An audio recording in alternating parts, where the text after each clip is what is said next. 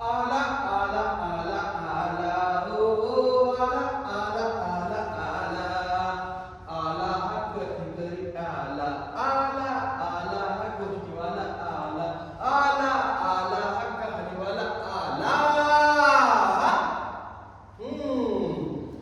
तर नमस्कार माझ्या बाल मित्र मैत्रिणींनो आणि त्यांच्या आईवडिलांना. मी आहे कहाणीवाला. मी आलोय गावा शहरातून, खेड्यापाड्यातून आणि देशा विदेशातून आणि सोबत आणल्यात असंख्य कहाण्या. हा आता या कहाण्यांचा उद्देश हा फक्त एंटरटेनमेंट आणि एंटरटेनमेंट हा असणार नाही, तर ह्या कहाण्यांच्या मदतीने आणि सोबतीने आपण मानवी नातेसंबंध, सामाजिक संस्था, सामाजिक स्थिती, त्याची गणित आणि त्याचे धागेदोरे हे आपण आपापल्या अनुभवाच्या जोरावर आपण त्याचं आकलन करणार आहे. ठीक आहे, तर मग चालू करूया आजच्या गोष्टीला.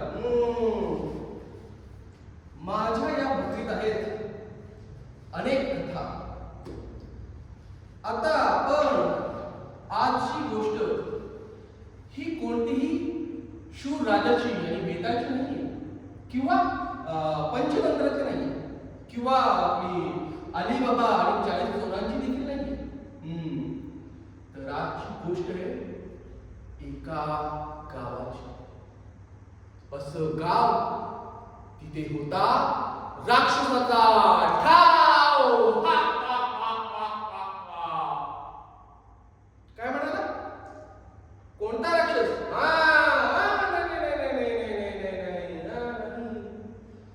ही गोष्ट कोणत्याही दिव्यातल्या राक्षसाची नाहीये, तर ही गोष्ट आहे दिव्यापासून लांब राहणाऱ्या राक्षसाची आणि त्याच्या वेळख्यात असणाऱ्या गावाची. आता तुम्ही बरीच गावं ऐकली असतील. तंटामुक्त गाव, जातीमुक्त गाव, किंवा हे आपलं हगणदारी मुक्त गाव. काय म्हणाला? तुमचं पण आहे कसं? अरे वा वा वा, अशाच गावाची देशाला गरज आहे. हा, पण आपला विषय भरकटतो. आपलं हे गाव आहे प्रकाशमुक्त. सोप्या भाषेत सांगायचं तर अंधाराचं गाव. अंधाराचं गाव. आता या गावात होता अंधारच अंधार. इकडे अंधार, तिकडे अंधार, मागे अंधार, पुढे अंधार, वर अंधार, खाली अंधार, आत अंधार, बाहेर अंधार, अंधारच अंधार. काय म्हणाला? बरोबर आहे. आता तुम्ही म्हणाल, ह्या गावात एवढा अंधार, मग हे गाव चालायचं तरी कसं? कसं? हीच तर मजा आहे गावाची. या जवळ या, मी तुम्हाला सांगतो. तर या अंधाराच्या गावात पुरुषांना होता अंधारात पाहिला तिसरा डोळा. तिसरा डोळा होता पुरुषांना अंधारात पाहण्यासाठी. काय म्हणाला? बायकांचं मत होता काळोखच काळोख काळा. आता ह्या अंधाराच्या गावात पुरुष बोलायचे मोठ्याने, उंच उंच स्वरात. बायकांचं मात्र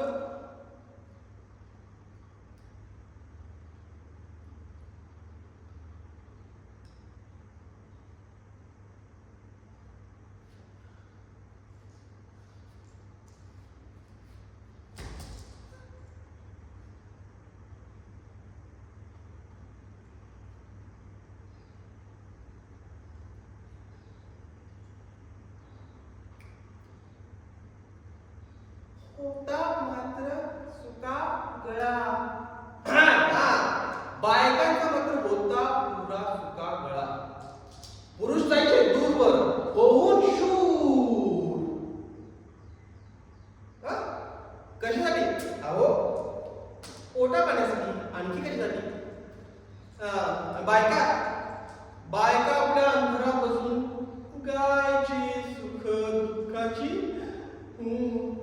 गाणी बिचाऱ्या बायका. हा पण ह्या अंधाराच्या गावात राहायची एक चिमुकली साऊ. साऊ हो, साऊ. हे आपली चिंडकी साऊ, पिवळा फ्रॉक, वेण्यांना 2 लाल रिबीन बांधलेल्या, गोबऱ्या गालाची, नकट्या नाकाची, वाकडे तिकडे जात.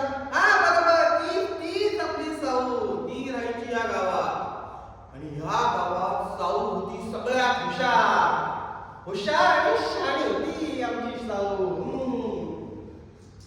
तिला ना तिच्या मनात नेहमी असायचा प्रश्नांचा वेढा की का आहे आपल्याच गावाला अंधाराचा वेढा? का आहे पुरुषांना अंधारात पहिला तिसरा डोळा? आणि का आहे बायकांना सुका गळा? का आहे? का का नाही? साऊच्या मनात असायची कायमच शंका.